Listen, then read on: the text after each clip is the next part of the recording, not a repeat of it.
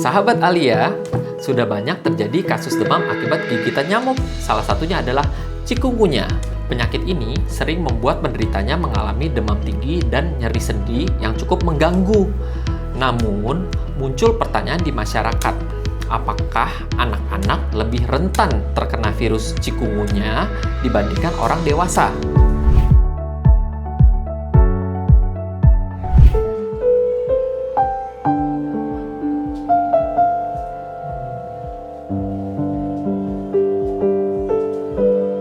Semangat ya adik, semoga cepat sembuh dari chikungunya.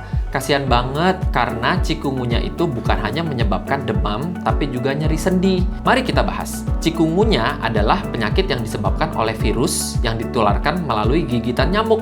Salah satu gejala khasnya adalah nyeri sendi, karena virus ini memicu peradangan di dalam tubuh, terutama pada jaringan sendi.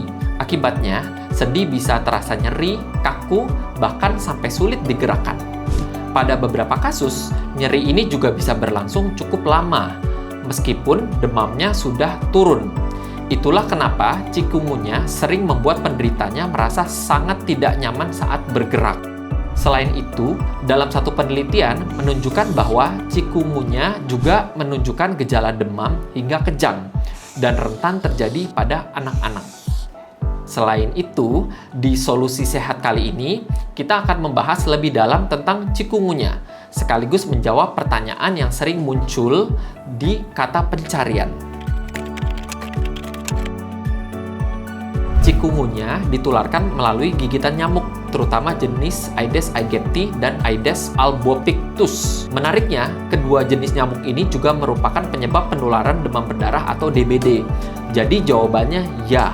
Chikungunya dan DBD ditularkan oleh jenis nyamuk yang sama.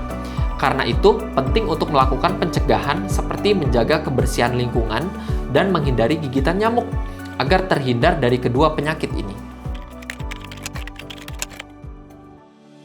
Gejala chikungunya pada anak umumnya meliputi demam tinggi mendadak, nyeri sendi, sakit kepala, serta ruam pada kulit.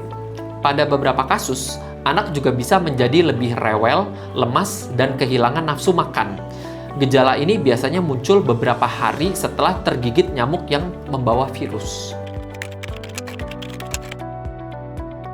Pada umumnya, chikungunya tidak berbahaya dan bisa sembuh dengan sendirinya dalam beberapa hari hingga minggu.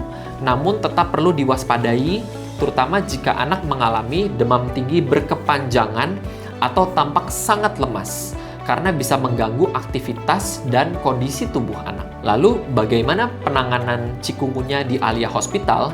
Penanganan chikungunya di Alia Hospital dilakukan secara menyeluruh. Dimulai dari konsultasi dengan dokter, biasanya dokter akan melakukan pemeriksaan tes darah jika diperlukan. Untuk pengobatannya sendiri, chikungunya tidak memiliki obat khusus, jadi penanganannya difokuskan untuk meredakan gejala, seperti pemberian obat penurun demam dan pereda nyeri sendiri. Di Alia Hospital Jakarta Timur, pasien juga akan dipantau kondisinya oleh dokter, terutama jika muncul gejala yang lebih berat, agar penanganan bisa dilakukan dengan cepat dan tepat, karena chikungunya ditularkan oleh nyamuk. Maka untuk menghindari chikungunya tentunya adalah dengan menghindari gigitan nyamuk Aedes aegypti. Bagaimana caranya?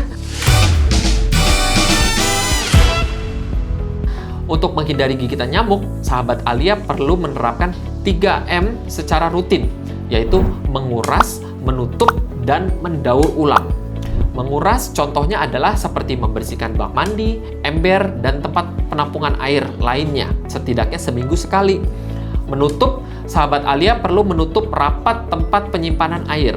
Mendaur ulang, singkirkan atau daur ulang barang bekas yang dapat menampung air hujan atau membuat air tergenang. Langkah selanjutnya, sahabat Alia bisa mengoleskan lotion anti nyamuk, memakai pakaian tertutup, memakai kelambu, bahkan jika perlu gunakan kawat nyamuk. Menguras bak, mendaur ulang barang bekas, memakai lotion, memakai kelambu merupakan hal-hal yang bisa kita lakukan untuk mencegah gigitan dari nyamuk yang menyebabkan demam chikungunya. Oke, sahabat Alia, chikungunya memang bukan penyakit yang berbahaya, tapi rasa sakit dan dampaknya bisa mengganggu kenyamanan dan tumbuh kembang anak-anak. Perkenalkan saya Dr. Dion Darius Samsudin, spesialis anak, dokter spesialis anak di Alia Hospital Jakarta Timur. Tugas saya sebagai dokter spesialis anak adalah mendiagnosis, merawat, dan melakukan penanganan pada masalah tumbuh kembang anak. Jangan biarkan cikungunya mengganggu keceriaan anak. Alia Hospital Jakarta Timur, care with heart.